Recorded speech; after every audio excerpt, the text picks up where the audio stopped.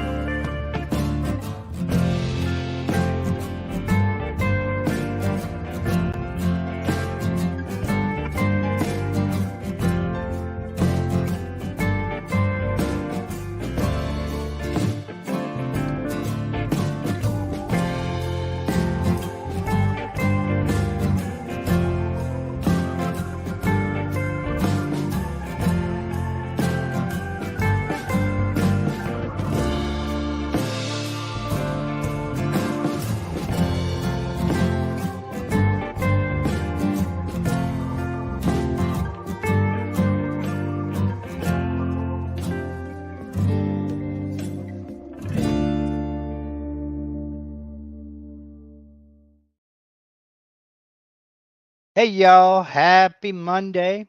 Hope everybody Monday? No, it's Sunday, Mark. Come on. When you retire, they all run together. It's a day that ends with a Y. That's good enough. Happy day, y'all. Hope everybody's doing well.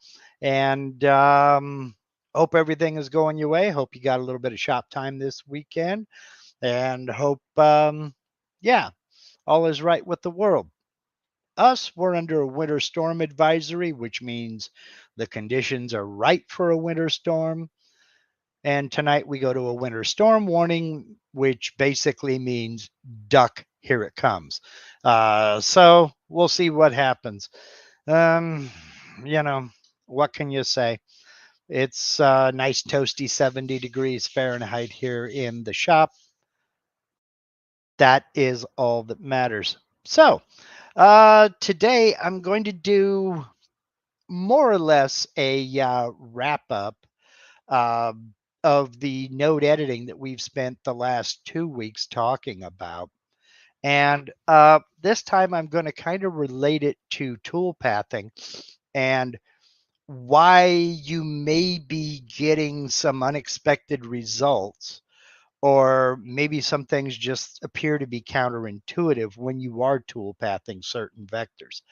We'll get into that. But before we do, I want to shout out a few people and mention a few things, such as probably the number one question I get, almost a daily occurrence, as evidenced by Jack asking, how much do you charge for live one-on-one training? And the problem with that is I'm just not in a position to do it. I wish I could, but there just simply aren't enough hours in the day to get it done. So I will refer to you to a buddy of mine, a real straight shooter, a guy who knows what he's talking about, knows what he's doing, and that is Bull Shanigan. Steve, once again, being on top of it before I know I need to even get near it. His name is Bull Shanigan. Now, he runs a tidy little ship, knows what he's doing, knows what he's talking about, and he does do live one-on-one training, everything from the basics of Vectric software up to pretty advanced 3D modeling within Aspire. So if you'd like one-on-one training, reach out to my buddy Bull. Again, he's been doing this. I mean, I think he started doing this before he could walk, but I can't confirm that. Um, Again, he knows what he's doing, and he's just a good guy. Very, very community oriented, and just very affable guy. Easy to talk to, easy to work with. There you'll find a link to his website down in the description of this live stream, and you will also find a link to his Facebook group, The Make, which is a community of very like-minded people who believe in sharing the wealth when it comes to information, tools, techniques, uh, just how people would approach a certain project, or just design ideas, up to and including sharing designs. It's a great community, and he runs a tidy ship over there. You won't find a lot of spam, you won't find a lot of hate and discontent.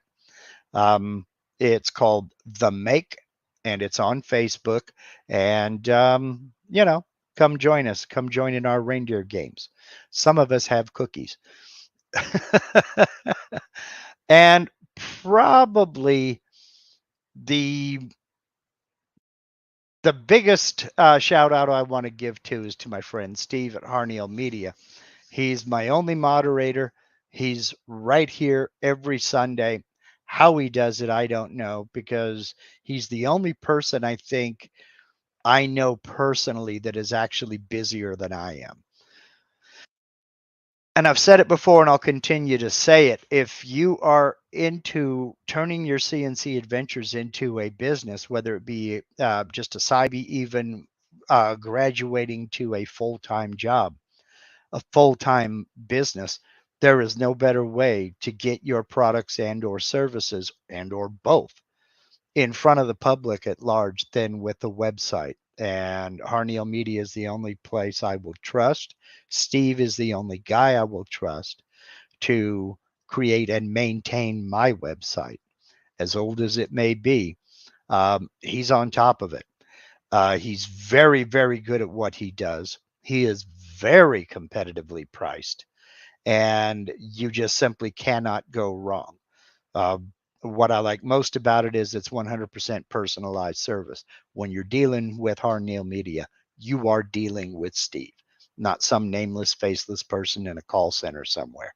So reach out, go to that link, harnealmedia.com. There's a link in every video on my channel for a reason. And hit that contact us button and have a chat with Steve. He's just waiting for you to get a hold of him. That's Harneal Media, sponsor of Mark Lindsay CNC.com. Okay. Today, what I'd like to do is kind of do a wrap up as far as node editing is concerned, kind of go back over a few things, kind of explore a few other things that we have already talked about, but kind of put a little bit of a different spin on it, and try to keep you from driving yourself crazy, because that is very, very easy to do. When we get into designing our vectors and editing the vectors, it's real easy to get focused on, to zoom in and get focused on something and chase it for what seems like forever, or chase your tail forever and get frustrated. That's extremely easy to do. And I'd like to kind of throw you a few tips on how to avoid that, and how to simplify your life, how to simplify these designs. And I guess the majority of it comes down to backing up and remembering the big picture. So let's take a look at this example over here in Aspire, and I'm going to go ahead and make that full screen. What we have is what is ostensibly a very simple pattern. It's just a little sign for hanging up on a door, or maybe even for etching in glass or something like that, for the pantry in someone's kitchen. Now, I've already done the bitmap trace on this, so I'll go ahead and I'll turn my bitmap layer off, and we'll kind of zoom in and take a look at a few things. Now, the settings that I used for the bitmap trace really aren't as important here as the overall appearance of the piece. Now, this is especially true and especially common when it comes to text. We have an idea of what the text is supposed to look like. And so if I kind of zoom out from here and just kind of take a look at it, this is about the size that you would expect for this to be. You know, and probably how it's going to be read. And from all outward appearances, there is absolutely nothing wrong with this. It looks good. But it's when we start zooming in and we start taking a peek at what's happening here, especially with the text, we see that this is not really the straight lines and the even tracing we expect. I mean, we've got this transition from a straight line down to a curve. This is lower than this one is here. And that may bother some people. If we look at this one here, this is especially true. This transition starts way up here, and this transition starts way down here, and we have a very sharp angle. Also, if we look at the serifs on this font, we've got rounded corners here. This whole area is taller than this one. We've got a lot more gradual of a slope down here than we do over here. And this can kind of throw you off, but again, if you back up and take a look at the entire project, there's absolutely nothing wrong with it. And that's what that's the thing that I'm going to try to stress to you is you can really drive yourself to distraction if you zoom in too close and you start nitpicking at all of the little things that aren't 100% perfect. A little bit of imperfection is okay. Now, if this one had the foot cut completely off, yeah, that's an issue. We're going to have to fix that. But if we step back and we look at the entire project as it's meant to be viewed, can you spot an error in this? Can you spot an inconsistency in this? Is this little inconsistency enough to make you want to spend 3, 4, 5 hours trying to go through and correct it? Now, you're the only one that can make that judgment call. You're the only one that can decide at what point you have reached, quote unquote, good enough. So I guess what I'm trying to get across is it's okay to be imperfect, and it's okay to have what some of us would consider a flaw in the project, especially if that flaw is so small that it will go unnoticed. Now, I zoomed way in here. I'm going to focus on this letter N because this is the most obvious when you zoom in. This is obvious to us. But is it obvious now? That's the point that I'm trying to make. Some details are so small, I would venture to say, even if you did go back and sand this foot on the letter N, get in with your Dremel, with the rotary discs, and sand this up, these lines are going to change ever so slightly no matter what we do. So I guess what I'm trying to say is not so much lighten up, but don't get so focused on detail that you miss the big picture.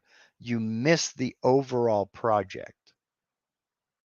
Now, I did this uh, bitmap tracing, and I pretty much accepted all of the parameters that were already within the bitmap trace window.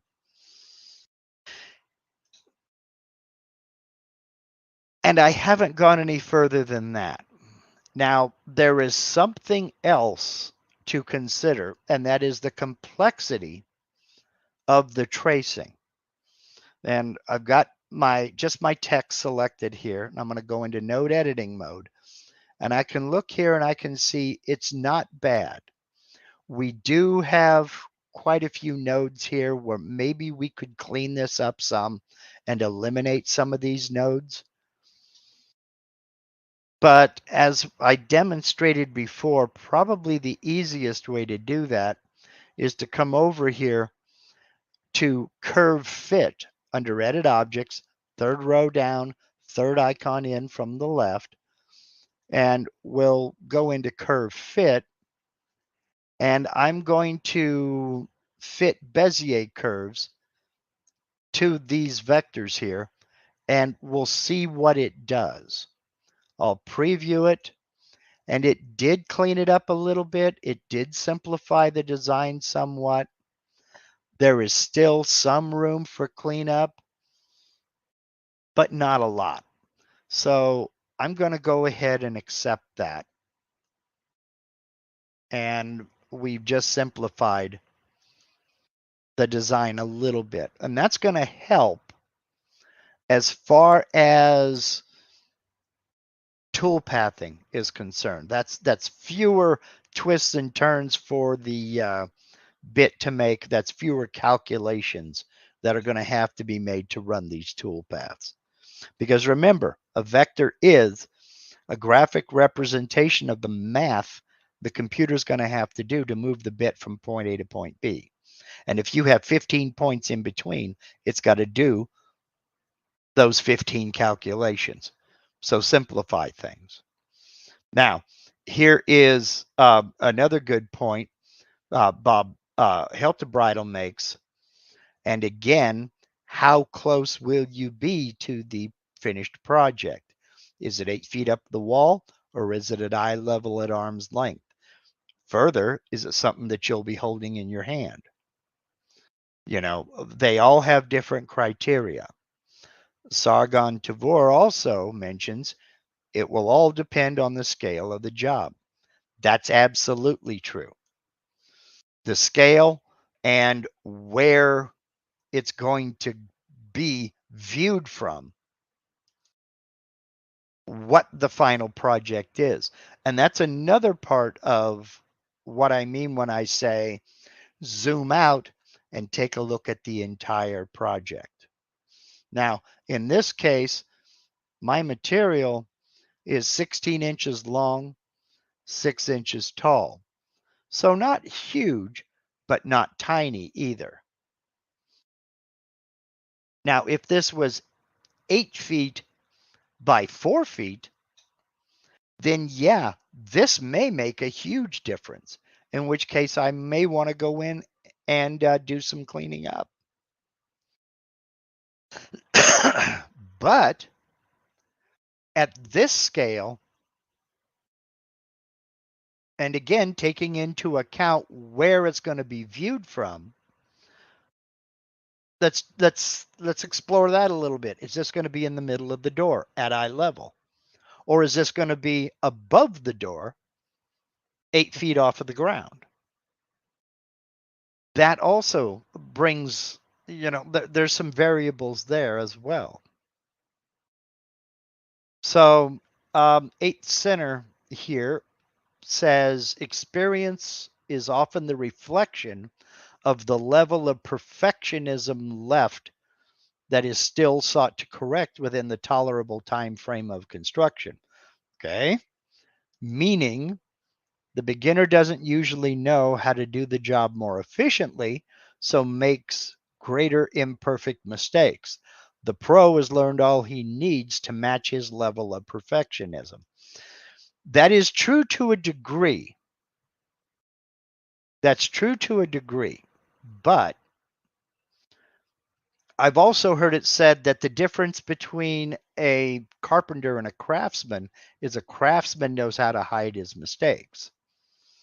Now, I'm not suggesting for 1 minute that you try to pull the wool over somebody's eyes, that you give them less than your best effort or less than the best project you could give them.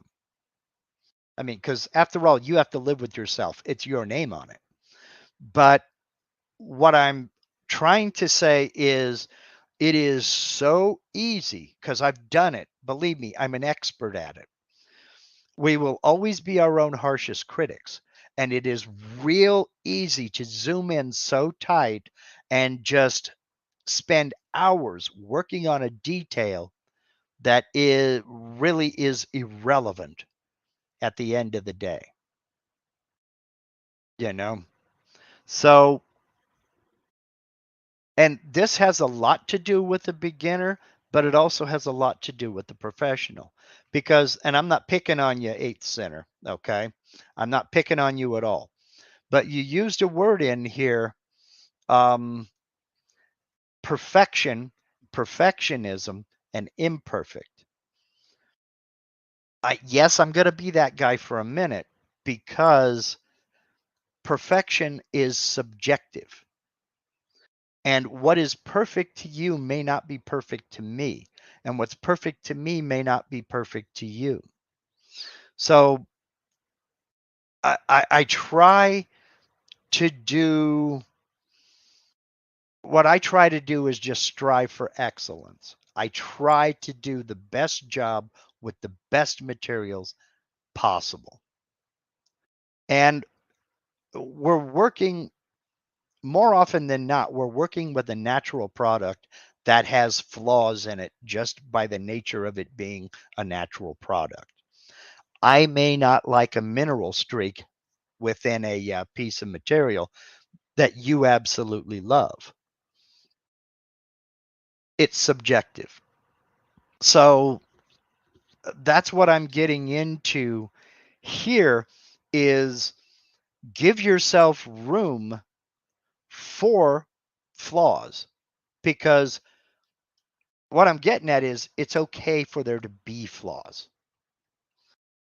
So let me go ahead and select all of these here, which I could have done a lot easier, but what can I say? Let me select these here and let's convert these to curves as well.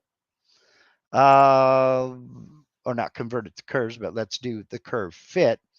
And that's pretty busy, but I think we can make that a little bit, I think we can clean that up somewhat. And yeah, that did help. And again, we're going to have fewer and fewer calculations, just simply by the nature of converting these to Bezier curves. And let's go ahead and accept that. Now, again, what that did was that made for a slightly smaller G-code file and slightly faster rendering times, what have you, but enough to matter. So, eight center, and your point is valid. The way I would look at that sign isn't how it looks from 8 feet away, though. It's how it looks in the person's hands 2 feet away when they're holding it. Absolutely. 100% correct. And that's where you have to use your judgment. And I guess that's kind of sort of what I'm trying to get across. It is, I've said it before and I'll say it again. I'm a recovering real estate agent. And one thing I learned in selling homes and showing homes is it's easier for people to identify what they don't like than it is to identify what they do like. And I don't think you are any different from me in that regard. The point I guess I'm trying to make is trust your eye and trust your judgment. And if it looks wrong to you, it's probably going to look wrong to everybody else who looks at it. Well, the majority of people. But if it looks good to you, it's probably going to look good to everybody else. Now, here it is. Wendell makes an excellent point. The mismatch when you zoom in could be only 0.02 of an inch, which when or if a finish is applied, smooths it out. The customer, even from 2 feet away, can't zoom in to pick up these presumed defects. You know, when I was working in cabinet shops and furniture shops, cabinet shops mainly because furniture was a different criteria. But in the cabinet shops, we had what's called a builder's tolerance. And that builder's tolerance was 1/16 of an inch. So let's see, 0.0315. That is just a little more than 3/4 of a millimeter. That was our builder's tolerance. So it could be that much too short or too long, or too tall, or too short vertically. So with that in mind, looking at something that may be off by 0.02 of an inch, can you see 0.02? I can't. When I had good eyesight, I couldn't. So there are, obviously the project is going to dictate this. Again, if it's a jewelry box that's going to be held in the hand and seen up close and handled, that's going to have a different criteria than something that's going to be seen, you know. You said a 16th is 1.8. Did I do a 32nd? Let's see here. Yes, I did do a 30 seconds. 0.65. Yes. 0.065. Yes, you're right. Thank you. 1.5, about a little more than a millimeter and a half. You're absolutely right. I entered a 32nd of an inch. See, that's why I rely on the built-in calculators. So my problem is not my problem. My point in this is you're not trying to hoodwink anybody. You're not trying to you're not trying to force trash on them. You know, what you're doing is you're finding that level that you find acceptable. Now, yes, you could go in and you could fix all of these fonts, but this also, or all of these letters, but this is also another one of those situations where it might be just easier on yourself and everybody else around you to just go in here to text and replace all this. That brings up another subject, which is kind of off to the side of this, but does matter. And that is, what font is that? Well, it may not be a font at all that you can find anywhere. Long before there were computers and typefaces, there were artists that were handwriting lettering. There is really no font to it. It's some artist's conception of what looks good right here, you know? So this letter P, for example, that little artistic swirl right there may not be a part of any font set. Now, the rest of this kind of sort of almost looks like Times New Roman, but maybe it isn't. It's hard knowing. So it may not be possible to find an exact copy. You may have to use your judgment as far as finding some lettering that fits this style. So, you know, there are a lot of considerations, you know. Now, Eric says, that's been the hardest part going from metalworking to wood, these huge tolerances. I still feel like I can drive a truck through the gaps. And there's a reason for it, Eric. There's a reason for that tolerance, and that is wood moves no matter how long the tree has been dead. Metal doesn't. Now, yes, you can heat up a piece of metal to the point to where it expands, and your tolerances are real sloppy. But if you're talking about a set of kitchen cabinets, by the time it heats up to that point, you have bigger problems than the gaps, okay? Wood is going to move. It's going to swell and it's going to expand and contract based on the humidity level in your in the area that it's going to be in. So that has to be taken into account. And that moisture level may be as simple as the moisture content in glue when you go to glue a joint together. You cut a perfect mortise and a perfect tenon.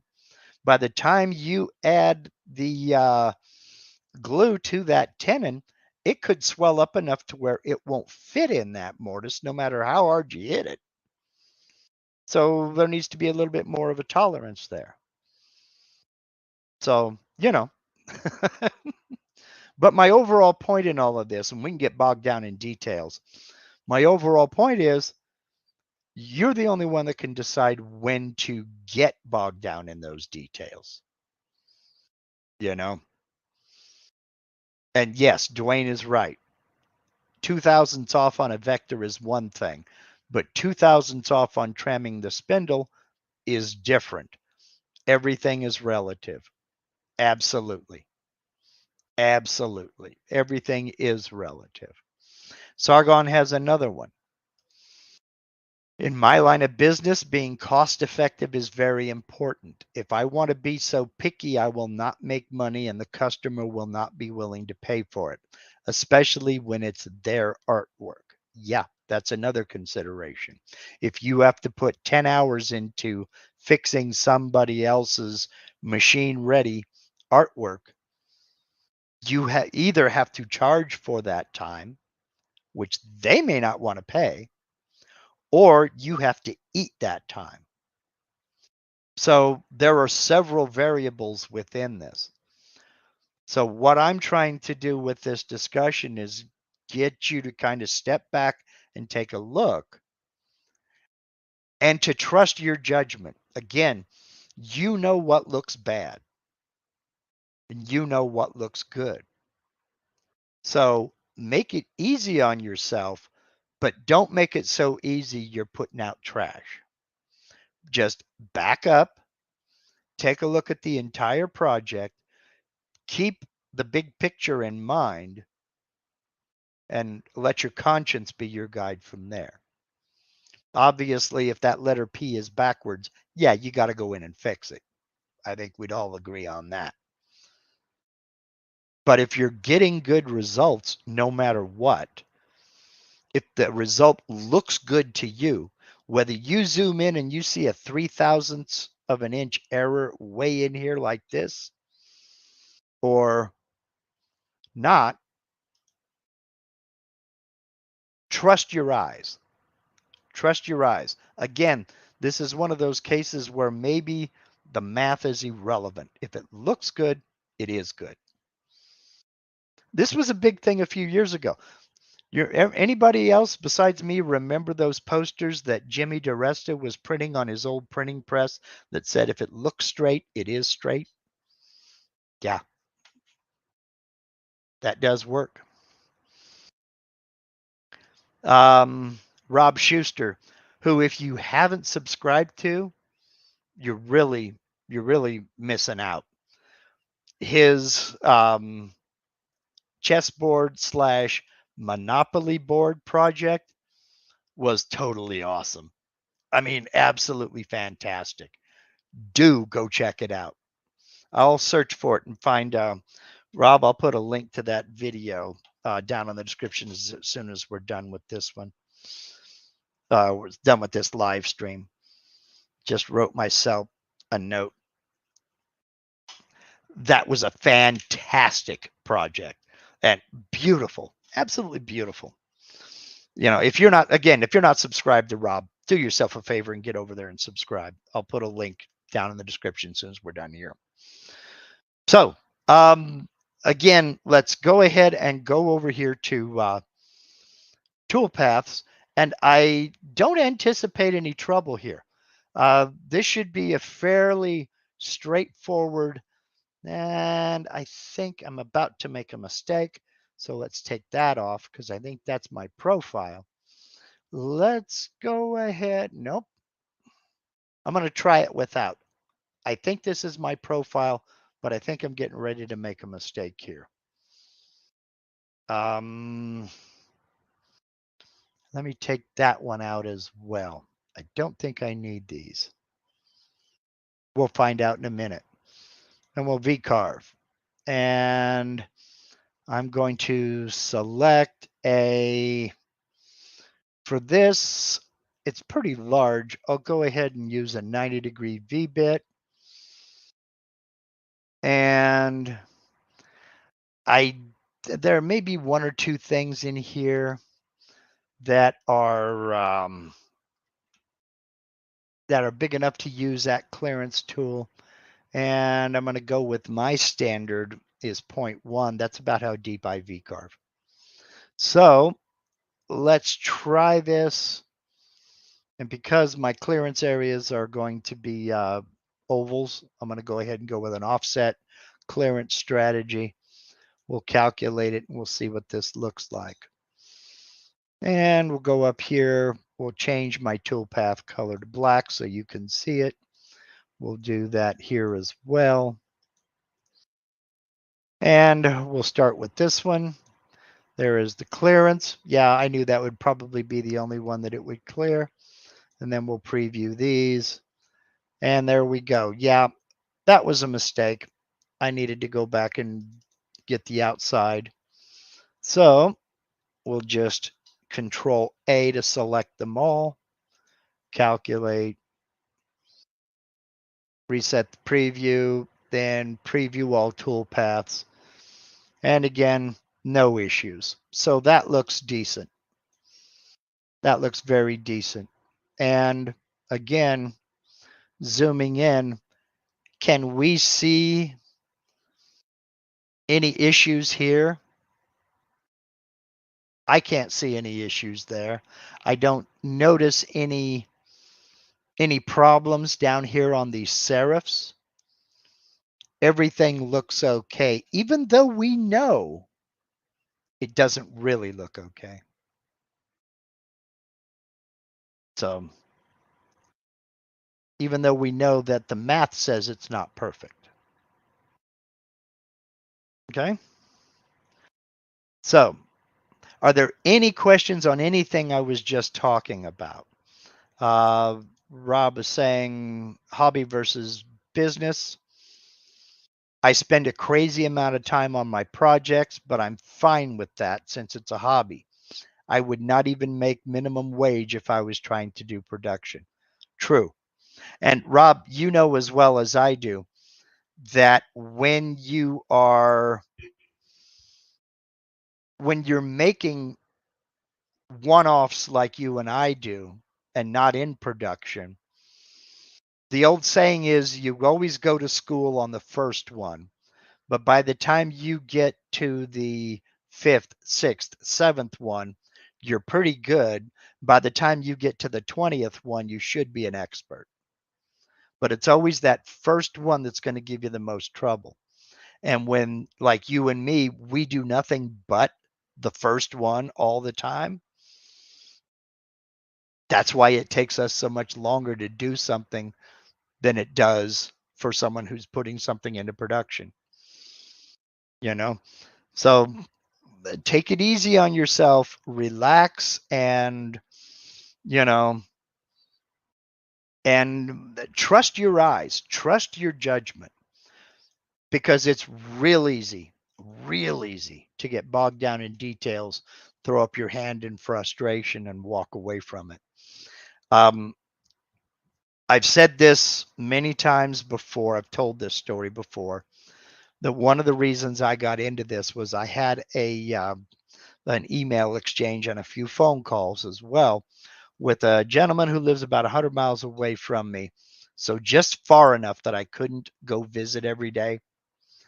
And he was getting so frustrated. And in fact, he got so frustrated with everything that he shoved his CNC, he had a benchtop CNC. He shoved it off the top of the bench into a wheelbarrow and took it outside and dumped it on his burn pile and was ready to torch the whole thing. I talked him into bringing it back in, setting it up, and at least selling it to somebody who would want it. And he ended up selling it for a criminally low price and basically went back to working with his lathe and just wrote the whole CNC thing off as a bad experience. Well, after that, I decided that there's no reason for that. That frustration is easy to come by, but it's also easy to alleviate. And probably the biggest thing you can do to alleviate that frustration is keep the full project in mind and trust your eye. I could go down a list. Don't compare your work to other people's work because you're only seeing that final project. You're not seeing the 15 years it took them to get to that point. I could throw all kinds of different things out there, but mainly be self-aware, take it easy on yourself, and remember that this is a journey. It's not a destination. Um, I I've been doing I've been working with wood in one form or another, starting out with carpentry and working into furniture shops for over 50 years. There are much less experienced woodworkers out there who can run circles around me, who know a lot more than I do because they've delved into subjects that I've never been involved in. You're never going to know everything. You're never going to be perfect. And again, perfection is an abstract thing. It's subjective. So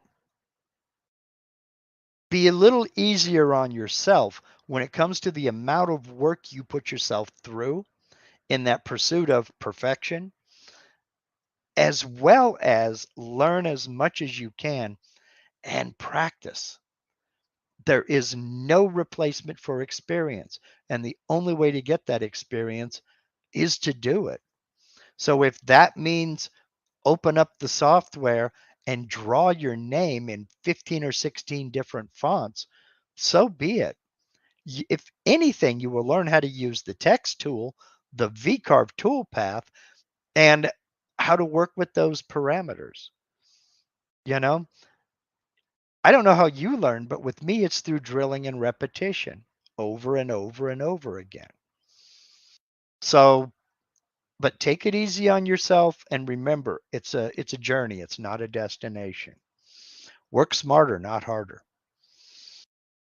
Now, for the other portion of this that I wanted to talk about, that is finally wrapping all this up and relating to toolpaths.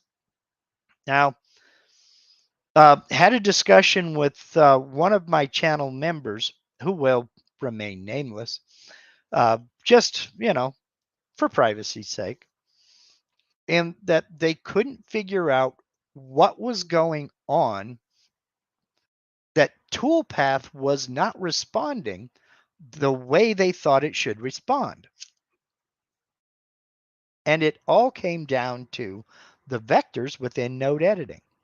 So I have an open vector here, and this person was prototyping a part, and they wanted to cut around the outside of the vector.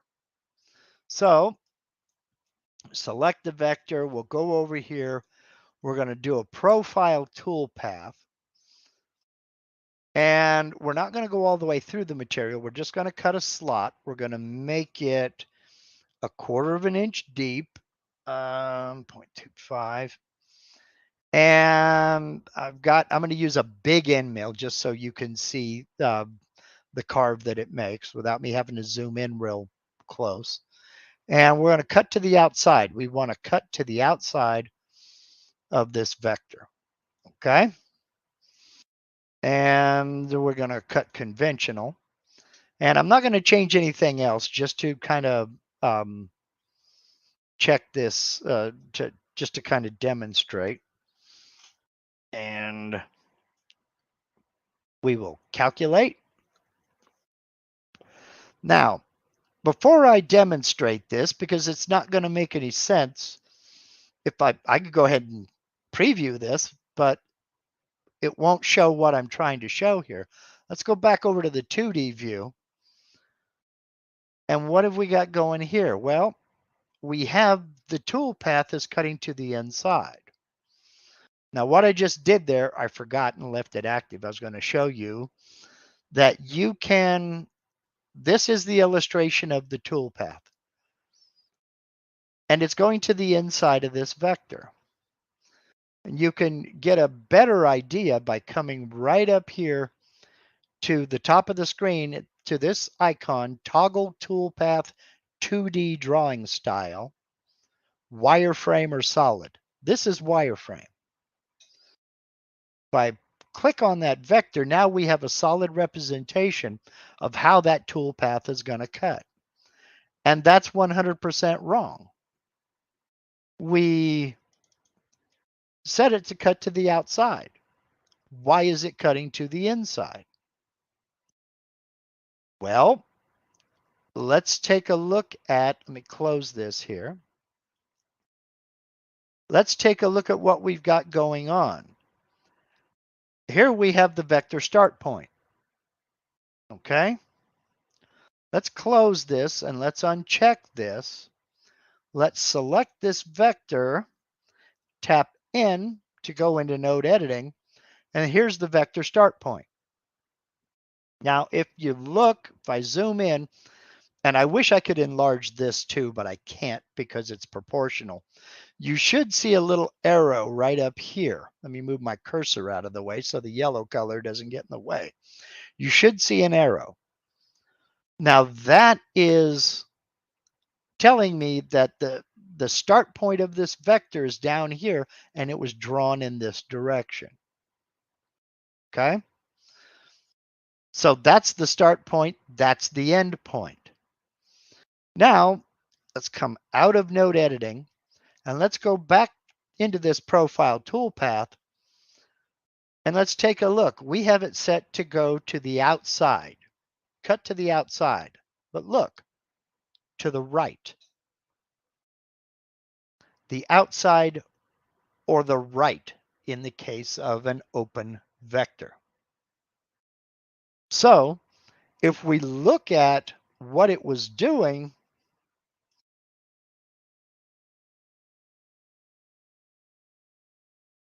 it's cutting to the right of that start point. So it's cutting exactly how we told it to cut. See, the thing to do is, I've got it selected again, go back into node editing, whoops, go back into node editing.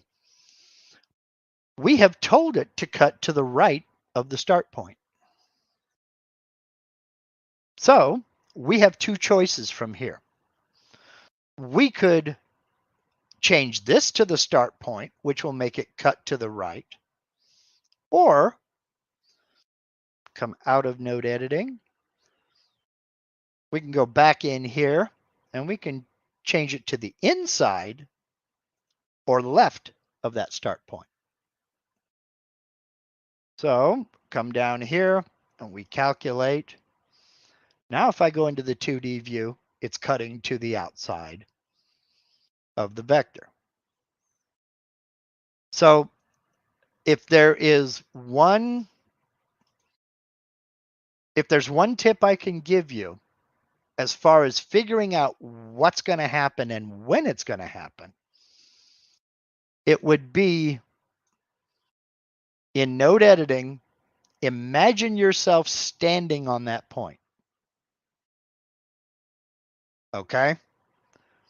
Stand on that point and look in the direction that arrow was pointing. And this right here is going to tell you it's going to cut to the right of that vector or it's going to cut to the left of that vector. That confuses a lot of people. You would think that cutting to the outside means cutting to the outside, but it's an open vector. Throw that out the window. For instance, let's go over here, go into node editing, and let's make this the start point. Now, if I go to the outside right and I calculate, oh, I got to select the vector. Hello. Now it's right. Now it's right.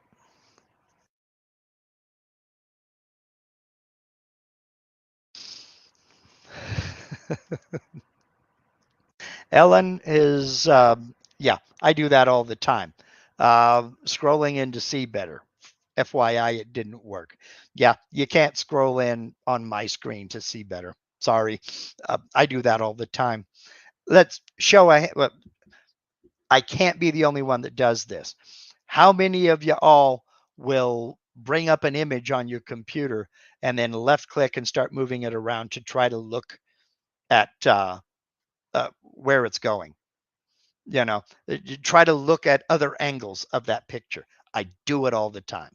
And yeah, trying to scroll in on somebody else's screen is that's another one that I do all the time myself. Okay,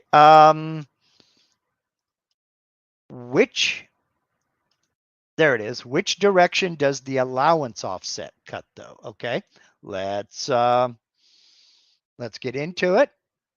Close this. I'm going to come out of node editing. There we go. Let's go back in here. Now the allowance offset here is if you just you don't want it. Okay, we're going to go to the outside right, so it's going to be over here, but you want it to cut just a little bit more outside. Okay. Now, you would think that would mean you want it to go a little bit further. That would have to be a plus number. Well, let's see what it does. And I'm going to make it a drastic number just so it's easier for you to see. I'm going to set an allowance offset of 0.1. So, and that's positive. So let's go ahead and let's calculate this. Calculate. Now, when we go over here, it is correct. You're going with a positive number. But again, if the start point was over here, it would move further to the right. Now, if we wanted it to cut on that line, but just to the inside slightly, we would therefore have to give it a negative number to cut tighter to that vector. So let's go ahead and calculate that. Back to the 2D view, and we see that it cut inside that vector. Okay. So the allowance offset, that can be another confusing one. Now, obviously on closed vectors, it's a little bit different, but it's usually on open vectors that folks have the most problem. Because, and you kind of have to think of it from the software's angle, okay? This is fairly obvious. But if we have this vector here,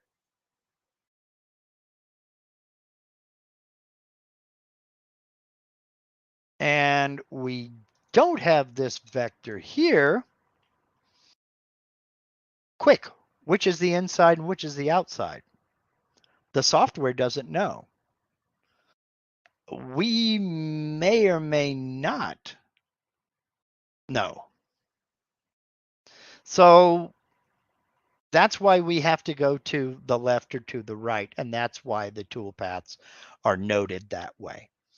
So, but this translates also to something like this. You're going to offset the vector outward to the right or inwards to the left. Okay. So let's go ahead and go outwards to the right, offset. That didn't go to the right. What happened here? Well, let's close this. Let's go into node editing because that's where my start point is. Again, stand on the start point, face the direction of that arrow. So if I were to stand here and look this way, that is the right. Now let's Control Z that to get rid of it. Let's make this the start point. Now let's go offset outwards to the right, offset. Now it's to the right because there is the start point. Again, standing on the start point, looking in the direction of the arrow, it offset to the right. The tool pathing is going to be done the same way. So I hope that helps in that case to kind of alleviate a little bit of confusion when it comes to why some things appear to be just counterintuitive. You would think that the outside,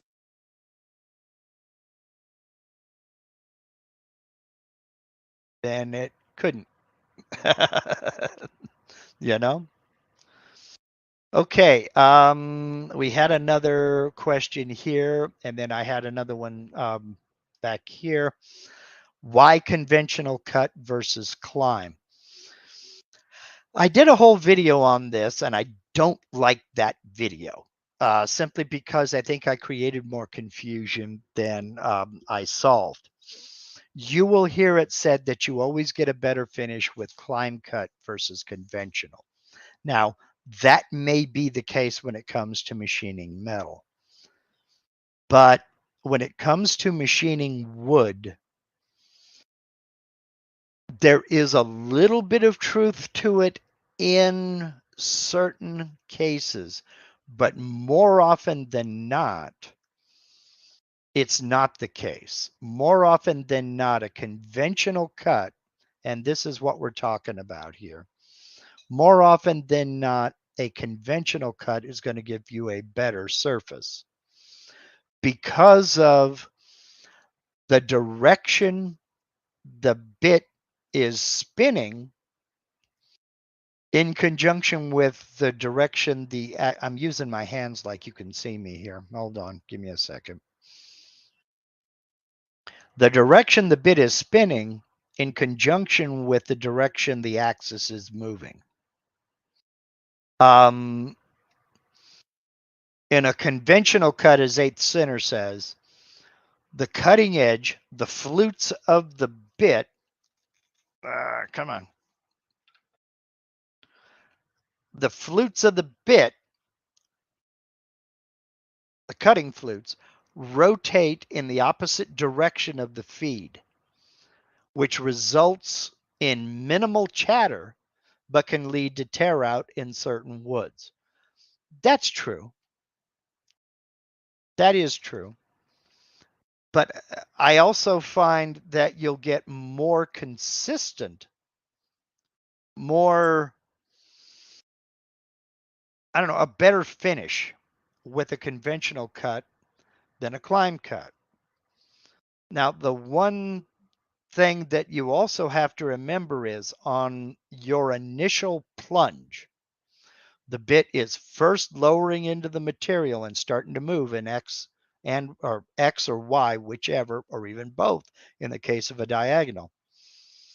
Because that bit is buried in the material and there's no clearance other than what's behind it, you are cutting both climb and conventional at the same time. So if on your first cut, you hear a loud screaming noise, louder than normal, that's why. It's cutting conventional as well as climb cutting. Now, once it makes that first pass and it moves away so that the cutting edge of the bit is only contacting material on one edge, now you've just gone to either climb cutting or conventional. But on that first initial plunge, you're cutting both at the same time. Okay. Also, when you look at a, let's go back. This is not a good example. Close. Let's go to a pocket tool path. When you look at a raster strategy, you are going to be cutting climb and conventional because in one direction, you're going to be climb cutting. Then it's going to move in and change direction. Now you're going to be cutting conventional. Then you're going to be cutting climb. Then you're going to be cutting conventional. Okay. So that's why you don't see that option when you're talking about a raster toolpath. When you go over to offset, you do see, because what that's going to do, an offset, remember an offset toolpath, the bit's going to move over to the center of the material, plunge in, and start going in a circle. Climb versus conventional means, is it going to move clockwise or counterclockwise? So you have a choice of climb or conventional when it comes to an offset strategy, but not in a raster strategy, because it's going to do both. And no, there is no way to do adaptive cutting in Vectric that I'm aware of. I could be wrong, but I'm not aware of it. It is being asked for. If you want it, put in a request, and Vectric does listen to requests. Okay. But if you look at the little diagram here, it's showing you what it's going to do. This is showing it's going to start in the middle, and it's going to work its way around counterclockwise or anti-clockwise. If you go to conventional, it's going now clockwise. Okay, so that's trying to introduce the bit to the material in the best way possible to give you the finish that you're looking for. And again, that initial plunge and that initial cut, it's going to be cutting both climb and conventional at the same time, because there is no clearance around the bit until one edge is free. So, all right. Just as an aside here, I get asked this a lot as well, and then I'll get into the last question we have here. How can you visually tell the difference between an upcut bit and a downcut bit? And I had a couple of bits sitting here on the table, and this reminded me of it. And there are some people that will say, well, look at the end of the bit and look at the direction it's turn and this, that, the other. Real easy, real easy. The way to tell the difference between a climb cut, or excuse me, between an upcut bit and a downcut bit is to take a look at the bit and take a look at where that sharp cutter edge is. I don't know if you can see it on this or not, but that sharp cutter edge is at the top of the flute. It's harder than heck for me to point, especially when it wants to focus on, there we go. That sharp cutter edge is at the top of that flute. That's an upcut bit. That's an upcut bit. We look at this one here, that sharp cutter edge is at the bottom of the flute. That's a downcut bit. So if the sharp cutter is at the bottom of the flute, it's a downcut. If it's at the top of the flute, it's an upcut. Just remember, top up, down, down, bottom down. Top up, bottom down. That'll keep you in your chair. So now I got to look at the package to make sure I put it in the right package. That's a downcut. All right, there we go. So that's an easy way of visually telling which is which. Okay. Would you recommend one versus the other for using primarily softwoods? Believe it or not, softwoods can be harder to carve than hardwoods, simply because they're inconsistent and the grain is easy to damage. If you take a piece of pine and you start carving it, you'll notice that the annular rings are actually harder than the material in between those annular rings, which is why if you get a hold of a piece of quarter sawn pine, for instance, your carving is going to be pretty jittery and jagged, and it's going to make some weird noises as you carve it. And that's because those annular rings are almost vertical, or should be vertical, and you're trying to slice through everything. And those annular rings being harder than the surrounding material, it's going to cut just slightly different. Also, um,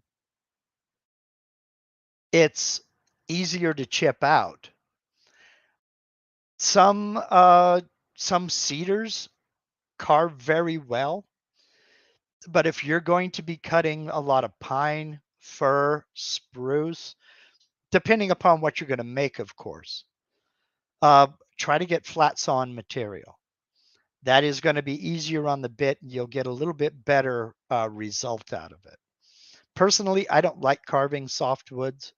I've cut a lot of cedar, and I get so-so results. It takes a lot of experimentation, and if you're going to be cutting it a lot, go get yourself some scrap material that you can afford to mess up and practice on it. You know, it's just a matter of, again, there's no replacement for experience. Um, and I assume your question was about climb cutting versus conventional cutting. I would start with conventional, and I would experiment. I mean, a couple of small, easy to carve vectors and create two pieces of G code and remember which one is which. Mark it. Okay, this is climb cut. Okay, this is conventional cut, and see which you get the best result with. Some materials do like climb cutting, other materials hate it. For instance, if you're going to be cutting foam, Kaizen foam, or some of the insulation foam, or XPS, extruded polystyrene foam, do not cut climb, cut conventional. Because if you climb cut that foam, it will shred the edges and look like your cat is the one that carved out the pocket. Uh, Always go conventional. Otherwise, it'll just shred it, no matter what bit you use. So, as far as upcut versus downcut bits for softwood, they each have their place. Thing to remember is if the top surface is the most important surface that's going to show, downcut bit. If the bottom surface is the most important surface that's going to show, upcut bit. When drilling, never drill with a downcut. Always drill with an upcut or a drill bit made for CNC routers, because CNC routers run at a higher RPM. Your standard high speed twist drill is probably going to hurt you. Don't do it. Let's see here. I hope that answers that question, Chris. Let's see. There was another question up here, and then I'm going to get to the one that I have back. Well, I'm going to get to that one right now. Dan Jacho says, I have V-carve Pro 11.5. Show advanced toolpath options is present in my profile toolpath, but not in my pocket toolpath. Any idea how I place it there other than contacting Vectric? Okay, let's jump over here and bring it back up. And what he's talking about is, let's go into a profile toolpath. We have here, show advanced toolpath options. Well, if I look, I've got a pretty basic selection here. But if I put a check mark in that, suddenly I have do separate last pass, add tabs. I have ramps, leads, vector selection order, start at, sharp external corners. But if I uncheck that, that's gone. I have ramp plunge moves, but I have no way of deciding what ramp it is. And I certainly don't have leads or anything else. That's here under advanced toolpath options. Put a check mark in it right there, and that'll come up. Okay. Let me close this and we'll go into a pocket. There are no advanced toolpath options. That's the short answer. There are no advanced toolpath options. Every option available for a pocket toolpath is here because your options are limited. You can ramp your plunge moves. You can't select what type of plunge. That is an issue, but again, suggest it. I would like to be able to, because there are times that I want a spiral ramp or a circular ramp. There are times that I want a straight ramp. So I would suggest you suggest it. Again, Vectric does listen to suggestions. But the reason there are no advanced toolpath options is because all of the options available in this toolpath are there already. And it's the same with a V-carve toolpath. It's the same with a molding toolpath. The only toolpath that gives you those options, as far as I know, is the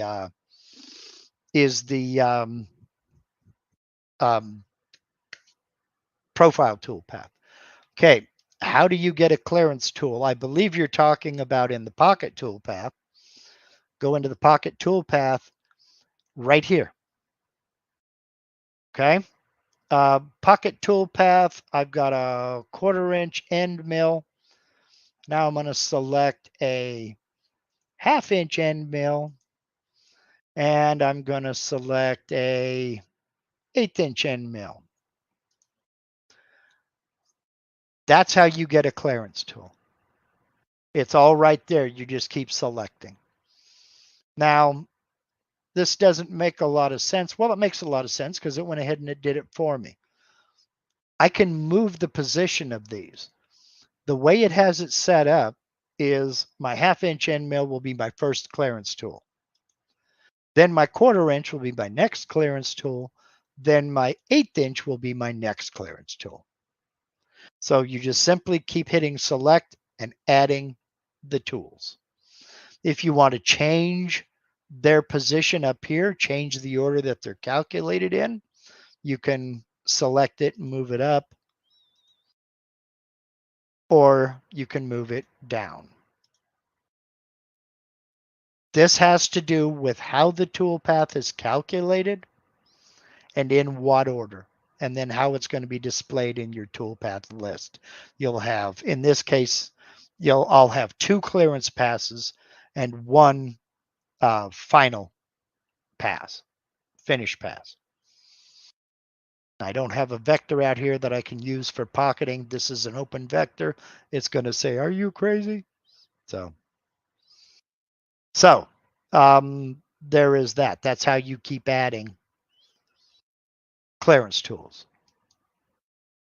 So let's see here. Now there's a lot of questions about version 12. And let me scroll. I missed when it first came out. Any insights into Vectric version 12? I know as much as you know that it's coming out in April. When in April? I have no idea. Only that it's coming out in April. And I'll be honest, that was a surprise to me to see them telegraph their blows like that. Normally they don't do that. In fact, I don't think I've ever seen them do that. Usually the first clue you get that the new version is getting close to release is when about 2 weeks prior to release, they start posting little teaser videos, which are generally sped up, but kind of give you a little bit more information that this is something new. And that's, as I said, historically, it's been about 2 weeks before the release of the new version. So for them to say, well, it's coming in April, that was strange. That was weird. In fact, I had to look to make sure that it was actually from Vectric, because Vectric don't do that. Let's see here. And David says, are any of you going to upgrade to 12 when it comes out? That's a personal decision. That's a personal decision. I am going to upgrade, but it's what you'll, and there's been some questions about the price and this, that, and the other. That's going to be addressed individually. So any price you see or hear right now may not apply to you. So go on the web, log into your V&Co portal, and right there on the front page, it says version 12 coming in April. Here's the price to upgrade. Okay. If you are thinking about upgrading from V-carve desktop to V-carve Pro, I would wait until 12 came out, because then it's just the upgrade price from desktop to Pro. If you're thinking about upgrading from V-carve Pro to Aspire, I would wait until 12 comes out, then upgrade. Okay. And again, 8th Center, that depends. Some people do get a free upgrade, but I can't say who will and who won't. I can't say who will and who won't. Again, log into your V&Co account, and it'll tell you right there. So let's see here. What does it mean that version 12 is going to be a new interface? You know as much as I do. You've seen the teaser video. You know, you know as much as I do. Okay. So it may be anything just from colors to a completely new thing. Vectric is very, very good at keeping these things real close to their chest. Okay. Even the beta testers don't know. All right. Nobody knows the final version other than the folks at Vectric. So, okay, yes. Vectric released a short video on the upgrade process as well. Yes, they did. Yes, they did.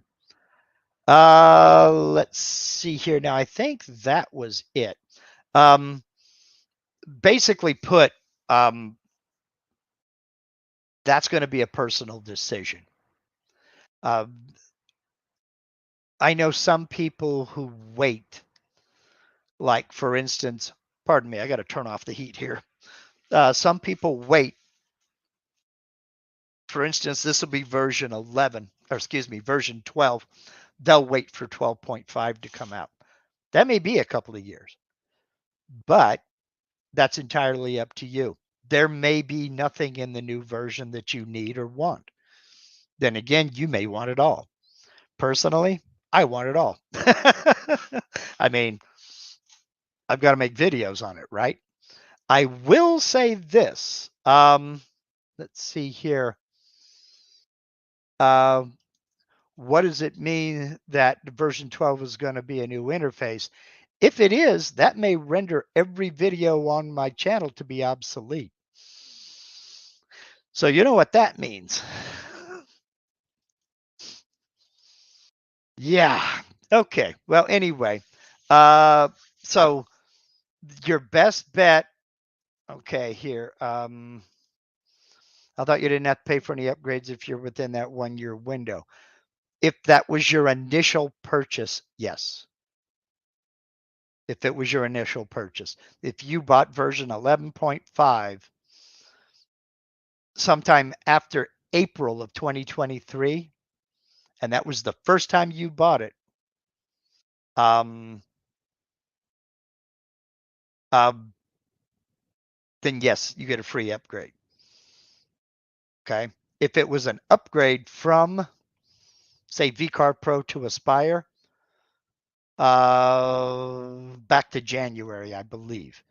But then again, go to your portal, go to your V&Co account, because it'll right there, it'll tell you exactly for you if there's a fee and what that fee is. So,